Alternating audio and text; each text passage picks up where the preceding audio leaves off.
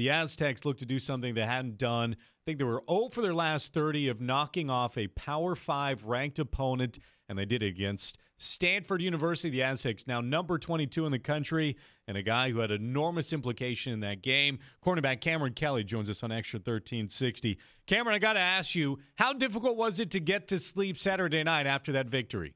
Man, I didn't even go to sleep, to be honest. My adrenaline was always still rushing after a game, and I was just so pumped up. I'm actually kind of mad I forgot to record the game because I usually just sit there and watch the whole game over. But I was just sitting there just watching highlights and just replaying stuff in my head. Well, Cam, you did get the opportunity to watch the film, I'm assuming, on Sunday as you go in for team meetings. What was it like when the gang got back together following that one?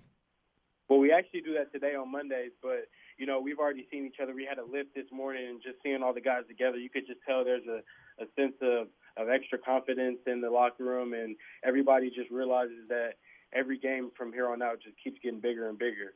Kameron, you were everywhere. You had 6 total tackles, 5 solo, 2 sacks. The interception has sealed the game that came your way. Now, that was kind of a high lofting pass. Did it feel like that ball was in the air forever? And did you have time to think about, don't drop this one?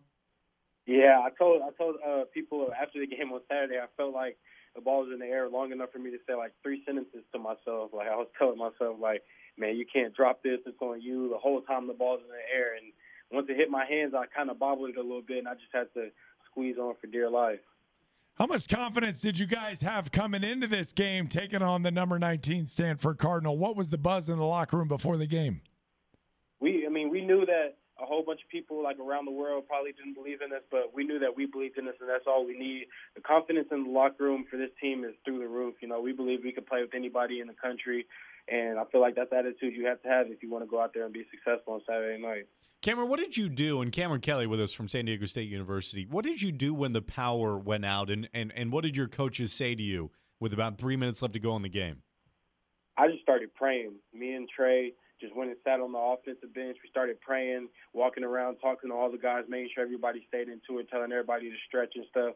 And we just started telling people that, you know, like, this doesn't change anything. We're going to win this game. We've had the feeling and the belief that we were going to win the game since Monday, since we started practicing.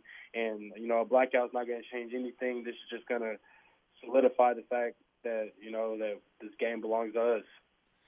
Kameron Kelly, cornerback for the San Diego State Aztecs football team, the number 22 ranked San Diego State Aztecs football team. How's that feel to be ranked in the top 25? It's a blessing. You know, we made it here last year, but we didn't have a win last year. We were 0-2 as a ranked team last year. And, you know, this year I feel like mistakes were made for you to learn from them. And last year we made that mistake, and this year we can't do it again. You know, now that we're ranked, we got to keep pushing up the pole. Kameron, what did you make of the game that Rashad Penny and your offense had? It was unbelievable. You know, those guys are clutch. They're amazing. I love them with all my heart. You know, I believed in them. I told all of them. I kept going to the offensive huddle and telling them, like, we got y'all's back, y'all got ours, and that's how we're going to get through this. You know, that's how we gotten through everything. That's how we got through our summer workouts, all of our conditioning, all of our workouts and everything. And, you know, I just told those guys, I believe in y'all. I know y'all are going to go down and score, and the defense is going to make sure they don't. Does Rashad deserve some Heisman attention? Oh, no doubt, no doubt. Most definitely. I feel like, in my opinion, he's the best running back in the country. You know, he's got the size, he's got the speed, he's got the move. And most importantly, you know, a lot of people have athletic ability, but he has a football IQ through this roof. All he does is watch football. He lives football. We just sit there at home together and just watch old replays, games that, you know, that we watched probably the LSU, like, Auburn game from last year probably like 13 times in the past 3 weeks. You know, we just watch football. So that guy is he's a student of the game, and I think he deserves, and he's most importantly, he's humble. So he really deserves everything he's getting. Cam Kelly on Hardwick and Richards. What are you trying to get out of that LSU Auburn game? I'm just I watch everybody when I watch the game. You know, I watch LSU's DBs. You know, they're real physical and they're real good at playing the ball. And, you know, I watch LSU's linebackers because when they come in on blitzes, they do moves that, you know, that I can't really just sit there and teach myself. You know, sometimes you got to watch and be able to learn from everybody else. Kameron, when the fans stormed the field, did you know that would happen if you won the football game, or was that a complete shock to see thousands and thousands of people in all black running at you? It was a complete shocked because, when we hosted the championship 2 years ago, I thought they were going to storm the field when we beat Air Force because that was a real close game too, and it was the championship. This game, I saw a whole bunch of people start migrating towards the front, and I was like, no, there's no way the police are going to let them jump the fence. And as soon as the buzzer hit, they let them jump, and I was like, man, it's like a dream.